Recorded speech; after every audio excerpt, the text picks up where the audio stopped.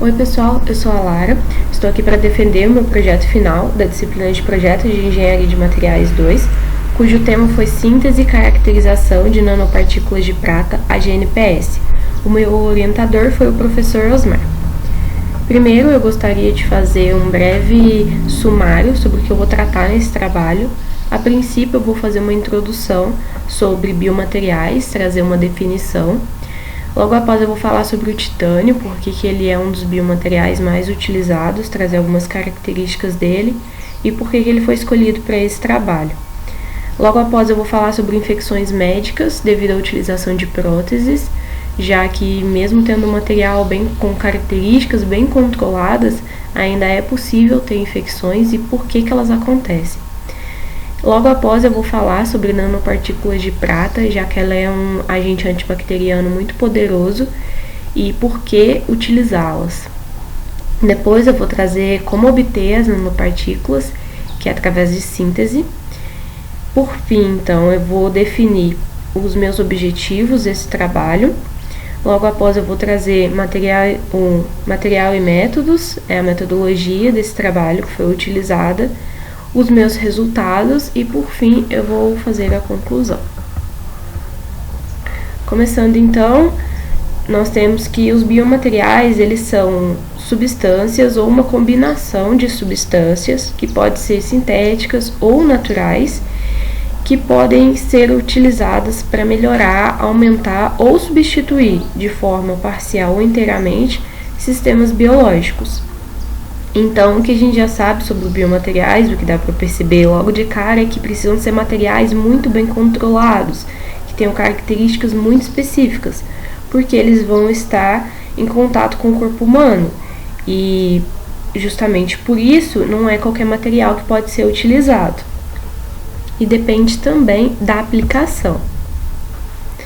Sendo assim, o titânio ele é um dos materiais mais utilizados como biomateriais, porque ele tem essas características muito bem definidas. Ele tem, por exemplo, excelentes propriedades mecânicas.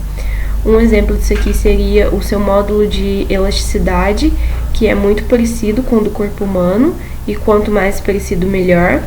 Ele é cerca de 10 a 30 gigapascal. Outra característica é a estabilidade química no corpo humano. Isso é extremamente necessário. Ele tem uma certa resistência à corrosão, que também é muito necessário, já que o material vai estar em contato com o corpo e ele não pode tender a corroer. Ele tem uma fase termodinamicamente estável em pH fisiológico, o que também é extremamente necessário, já que o material ele tende a ir para essa fase termodinamicamente estável ao longo do tempo. E não seria interessante colocar um material no corpo que tende a ir para essa fase dele. Então, materiais que vão tender a ir, quando não estão nessa fase termodinamicamente estável, eles tendem a mudar também. Pode ser que eles mudem a sua estrutura e algumas outras características, e isso não pode acontecer de forma alguma. Ele tem uma baixa tendência à formação de íons em meio aquoso, no caso do sangue, e ele é um material bioinerte, o que seria um problema, porque ele exige um longo período para a osseointegração. Só que não é um problema tão difícil de contornar, porque a maioria das próteses utilizadas hoje em dia, elas são colocadas e não são retiradas. Elas são retiradas apenas em casos extremamente necessários, em casos muito críticos, e os médicos aconselham, quando não tem nenhum problema, nenhuma infecção ou nada do tipo, a não retirar. Não tem necessidade de passar por uma cirurgia para retirar esse material. Só que mesmo tendo um material extremamente controlado, ainda é possível ter infecções médicas devido à utilização dessas próteses. Isso se deve a características do paciente, características da cirurgia, do procedimento e também a características dos materiais. Trazendo algumas características do paciente, são idade avançada, desnutrição, obesidade, diabetes mellitus, a infecção pelo HIV em estágio avançado, a presença de foco infeccioso à distância. Por exemplo, se você tem um machucado que está infeccionado no joelho e vai fazer uma cirurgia no ombro, mesmo tendo uma certa distância, ainda pode ser um problema. Outra questão também são fatores que possam retardar a cicatrização da ferida cirúrgica. Agora, sobre características da cirurgia, um tempo de cirurgia prolongado, que seria superior a 150 minutos, não é indicado. Transfusão de sangue, artroplastia bilateral em um mesmo tempo cirúrgico também não é indicado. Dessa forma, então, pensou-se em algum material que pudesse, além de ter essas características, pudesse retardar ou mesmo conseguir matar as bactérias, impedir que essa infecção pudesse acontecer. Sendo assim, então, nós entramos nas nanopartículas de prata. O que são nanopartículas? Nanopartículas são aqueles materiais que têm de 50% para mais das suas partículas, com um tamanho que vai variar de 1 nanômetro a 100 nanômetros. As nanopartículas em si, elas são um poderoso agente antimicrobiano, antibacteriano. E as nanopartículas de prata, ela tem essa ação antimicrobiana bem elevada, o que faz com que ela seja extremamente utilizada. Existem, por exemplo, roupas que são feitas de nanopartículas de prata. Atualmente, com a Covid-19, estão utilizando bastante a nanopartícula de prata, justamente por essa ação antibacteriana dela. Além de que ela tem uma baixa toxicidade, porque a nanopartícula de prata não precisa ser utilizada em grande escala. Ela pode ser utilizada bem pouco e assim ela ainda tem essa ação bem elevada. Então, com isso, a toxicidade dela não vai ser um problema. Mas como que a gente consegue essas nanopartículas de prata? Elas são obtidas através de sínteses. Existem vários métodos para fazer essa síntese.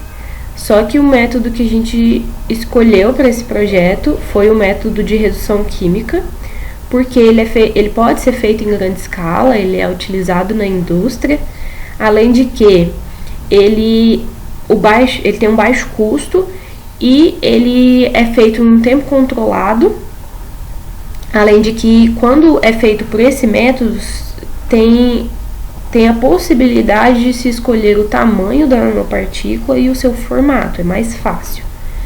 Só que esse método ele tem um problema. O problema dele seria que é preciso evitar a aglomeração das nanopartículas. Então, para isso, utiliza-se os chamados estabilizadores, que é justamente para evitar essa aglomeração.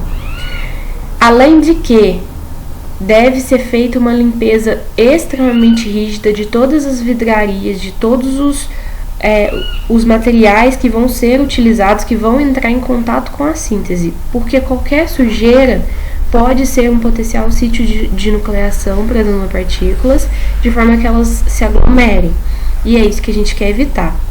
E o estabilizador que a gente vai utilizar é o borohidreto de sódio. E aqui nessa imagem a gente pode ver bem como que a gente vai saber se as nanopartículas aglomeraram. Elas têm que ter essa cor bem clarinha, e se elas aglomeraram, elas vão ter a cor cada vez mais escura até chegar no preto. Então a gente vai saber se aglomerou só no final da síntese. Se no final da síntese ela obter uma cor mais escura, significa que aglomeraram e que tem que fazer realmente tudo de novo. Dessa forma, a gente pode definir os objetivos desse trabalho. O objetivo geral é criar uma superfície antibacteriana no titânio, utilizando a nanopartícula de prata como um agente antibacteriano, através de um tratamento térmico, de forma que a gente possa prender a nanopartícula ali, que ela não fique apenas em um local do titânio. Sendo assim, o primeiro passo, e aí seria o nosso objetivo específico, é a obtenção das nanopartículas de prata, que, como eu já disse, é feito através de síntese. Então, como funcionou o procedimento, a metodologia desse trabalho? Primeiro, a gente fez uma limpeza das vidrarias. Essa limpeza foi feita com detergente e com solução de potássio alcoólica.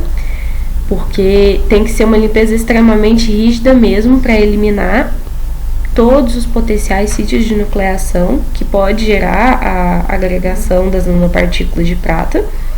Essa parte ela é bem demorada.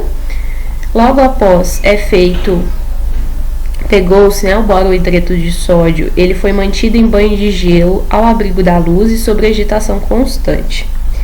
Depois pegou o precursor metálico da reação, que foi o AgNO3, e ele foi gotejado sobre a solução de borohidreto de sódio, NaBH4, e por fim foi feita a diluição da solução. É nessa parte que a gente sabe se agregou ou não. Eu vou mostrar logo após uma foto de como ficou a síntese. É feita a diluição aqui foi feita de 1:3, 1:5, 1:10, 1:25 e 1:50. Essa diluição é feita para que a gente possa fazer o UV-Vis.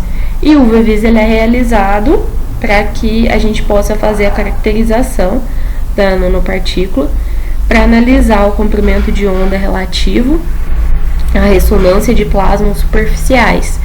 E aqui a gente consegue obter, então, o diâmetro médio da nanopartícula e o seu formato. Sendo assim, como resultado, a gente tem, a princípio, essa foto. Nessa foto a gente já podia ver que não teve agregação das nanopartículas pela cor da síntese que foi obtida. E por essa outra foto, esse outro gráfico, que é a espectroscopia UV-Vis, é o resultado que a gente obtém através do UV-Vis. Então a gente pode ver que o comprimento de onda em nanômetros maior que foi obtido foi em torno de 400. A medida exata era 398 nanômetros. E assim, pela literatura, a gente conseguiu analisar que a nanopartícula ela tinha um diâmetro médio entre 10 e 30 nanômetros, e assim o diâmetro médio ficou 20 nanômetros, e ela tinha um formato esférico. Então a gente pode concluir que o objetivo desse trabalho era criar uma superfície antibacteriana no titânio. Para isso a gente precisava obter as nanopartículas de prata, porque seriam elas que seriam utilizadas como agente antibacteriano.